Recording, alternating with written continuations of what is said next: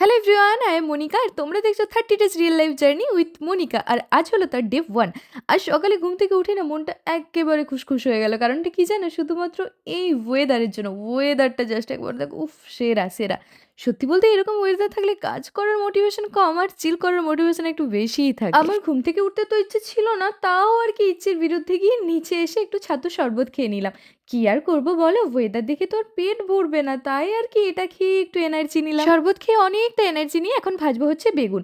তার জন্য এখানে প্রিপারেশন চলছে। জানো তো, অ্যালার্জির জন্য মোটামুটি সব কিছুই মানা যায়, কিন্তু এই বেগুন ভাজা এটা মানা সত্যি খুব কঠিন। বিশেষ করে আমি তো পারিই না। এখানে আরো একটা জিনিস হবে, সেটা হলো সজনে ডাঁটা। এরা এখন নতুন নতুন বাজারে এসেছে, তার ব্যাপার স্যাপারই আলাদা। এরই মধ্যে হঠাৎ করে দেখি আমার একটা পার্সেল এসেছে, তবে এখনই এটা খুলবো না, কারণ তার আগে একটা খুব বড় ইম্পর্টেন্ট কাজ আছে।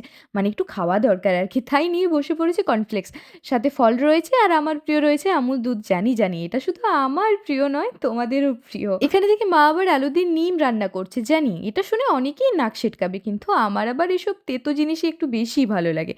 কি বলে তো, আমার খারাপ জিনিস অ্যাকসেপ্ট করার দম আছে। এইবার হবে পার্সেলের গ্র্যান্ড ওপেনিং। কেন গ্র্যান্ড ওপেনিং বলছি জানো? কারণ এটা হলো আমার ভ্যালেন্টাইন্স ডে এর গিফট। ভ্যালেন্টাইন্স ডেতে বর আমাকে এই শাড়িটার পার্পল কালারটা গিফট করেছিল, কিন্তু সত্যি বলতে ওটা আমার গায়ে না খুব একটা মানাচ্ছিল না, তো তাই চেঞ্জ করে এই ম্যারুন কালারটা নিয়েছি। আচ্ছা, এটা কি আমার গায়ে ভালো লাগবে একটু কমেন্টে জানাবে তো। যাই হোক, আনন্দে আত্মহারা হয়ে এখন স্নান সেরে যাচ্ছি লাঞ্চ করতে।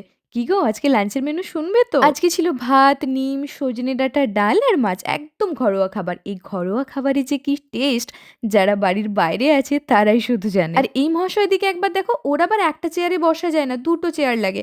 দেখে মনে হচ্ছে ওই আমাদের বাড়ির প্রধান। এর নামটা তোমরা জানো না? না, ও, জানবে কি করে, আমার তো বলাই হয়নি। এর নাম হলো কোকো।